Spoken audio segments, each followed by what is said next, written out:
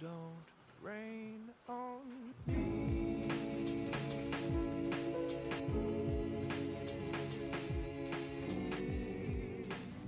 ¿Cómo se produce la voz? La voz se produce, como vemos en la pantalla, mediante el aparato respiratorio, compuesto por nariz, boca, tráquea, pulmones y diafragma. Cuando el aire comienza su recorrido con la inspiración, el aire entra en los pulmones, estos se hinchan, el diafragma se contrae y se baja. Luego, en la expiración, que es ahí donde comienza el proceso de la voz, el aire sale de los pulmones por presión de los músculos abdominales y el diafragma se relaja y asciende. El aire es enviado hacia arriba, pasa por la laringe y ahí va a chocar con las cuerdas vocales. Estas se aproximan y vibran produciendo la voz. Ya cuando hacemos sonidos graves, las cuerdas vocales vibran entre ellas más despacio y más flojas. Y cuando hacemos sonidos agudos, las cuerdas se estiran y vibran más rápido. Esto se produce, como vemos, en el aparato fonador, que es el emisor, compuesto por la laringe y las cuerdas vocales. Luego, esas vibraciones viajan a los resonadores, compuestos por las cavidades nasales, vocales y faringeas, donde el sonido se amplifica, toma cuerpo y nace el timbre, lo que hace que la voz de cada uno sea única e irrepetible. Para dar forma se utiliza el sistema articulador, que es el último que vemos en la pantalla, compuesto por el paladar, dientes, lenguas y labios y glotis. La importancia de la respiración es para que la voz tenga fuerza y un mejor sonido. La importancia de la deglución es que al ser una estructura compartida con la respiración, donde se encuentra la epiglotis, que es una especie de tapón para separar la respiración de la deglución, estas actúan ambas en forma coordinada y cualquier alteración en alguna de ellas alteraría a la otra. En este segundo punto vamos a ver las características del docente como profesional de la voz.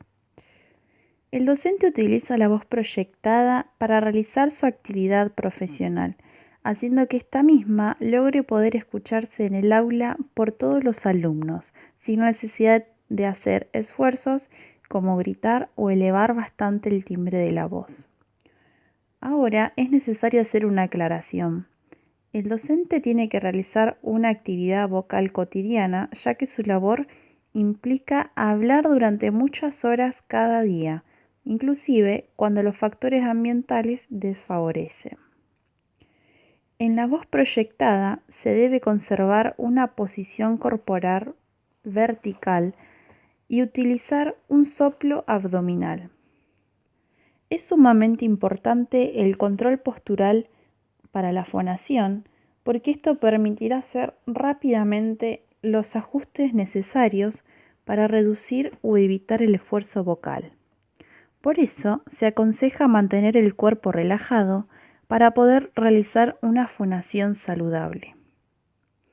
El docente, a la hora de trabajar, debe conocer previamente lo que va a querer comunicar para poder expresarlo con un tono adecuado, acompañándolo con gestos favorables para que el mensaje que se quiera transmitir sea el adecuado.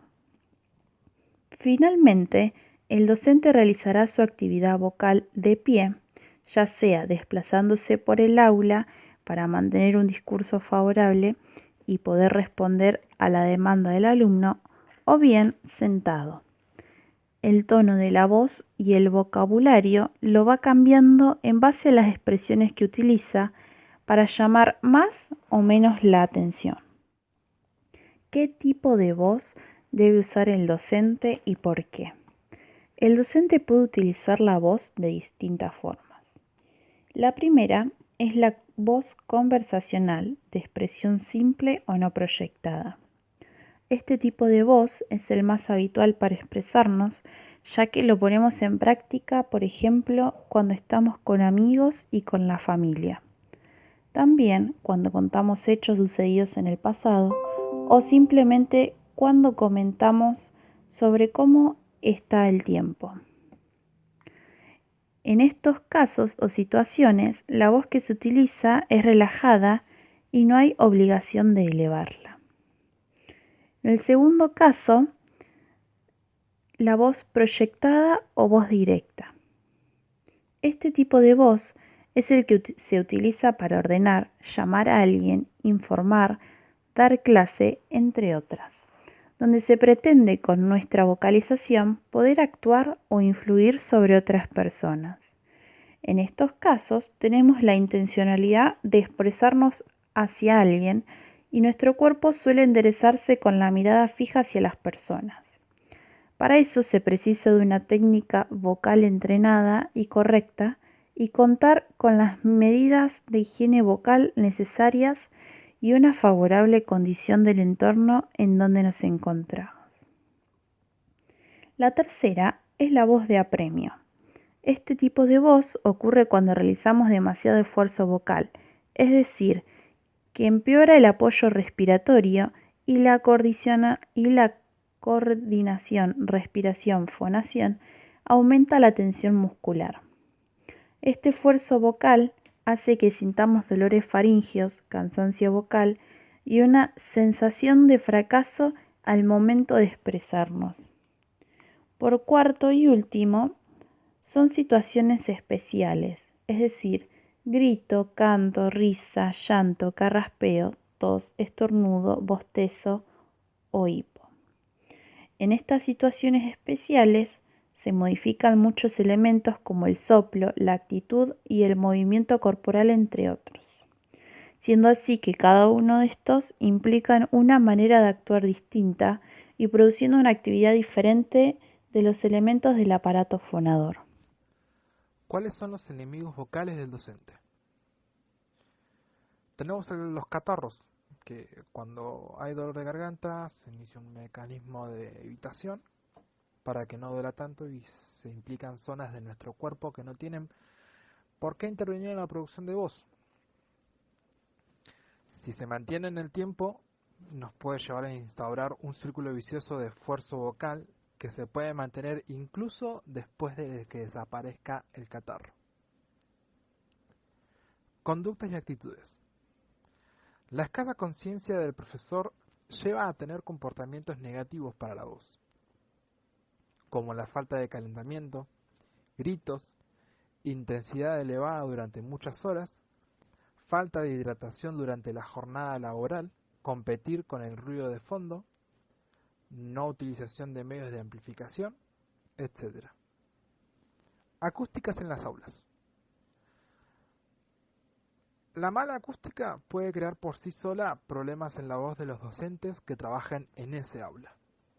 En salas múltiples o aulas infantiles obligan a un esfuerzo de voz y muchas veces se termina gritando. En el patio pasa que la voz se pierde. En todos los casos se forza la voz de manera inconsciente. Y otros elementos desfavorables en el aula serían la temperatura interior del aula, la sequedad o humedad del aula, el polvo o el polvo de las tizas y el interior mobiliario nada ergonómico. Bueno, ahora vamos con las conductas que debe tener el docente para favorecer su rendimiento vocal, los hábitos que debe tener. No debe hablar o cantar con molestias que repercutan en forma directa en la voz. En esos casos debe hacer reposo. Hidratarse bien durante todo el día y tomar sorbitos de agua entre pausas cuando hay que hablar mucho tiempo. Relajar el cuerpo y la voz haciendo actividades que nos gusten, dormir al menos 8 horas, hacer actividad física para mantener en estado de salud física y mental, que también nos va a servir para un buen funcionamiento fonatorio, evitar las malas posturas y los cambios climáticos y evitar los espacios ruidosos, entre otros. En este cuadro podemos ver elementos edilicios del aula que favorecen o perjudican el uso de la voz. Estas son conclusiones y sugerencias para mejorar el rendimiento vocal del docente. Del lado izquierdo tenemos elementos que favorecen la voz, como el aula que debe estar limpia, libre de polvo, bien ventilada, la pizarra debe ser fregada cada día por el personal de limpieza, si hay calefacción, el ambiente no debe ser muy seco, las salas de los profesores deben estar ventiladas, limpias, sin zonas de acumulación de polvo, debemos controlar el nivel de ruido en la sala de profesores. La ley prohíbe fumar en sitios comunes. Los fumadores deben tener un sitio específico o salir del centro. Si se trabaja al aire libre, sería deseable la utilización de un megáfono. Y debería haber un sistema de amplificación y micrófono en cada aula. Pero, por el lado derecho, tenemos lo que podría perjudicar el uso de la voz. La temperatura interior del aula no adecuada, la sequedad o humedad del aula, el polvo y polvo de las tizas, el mobiliario nada orgánico, esto ya mencionado en los enemigos vocales del docente. Si tienen problemas vocales frecuentes, usar medios de amplificación, como micrófono o megáfono. En los espacios abiertos, la voz se pierde y debemos estar más atentos para evitar el sobreesfuerzo crónico. El aula con mala acústica y gran resonancia impide el trabajo vocal cómodo. El ruido externo, intenso y constante, ya sea carreteras, fábricas o patio o construcciones, y el alicatado refleja el sonido y empeora la acústica del aula si no se compensa con otros recursos. El alicatado hasta el techo debe evitarse.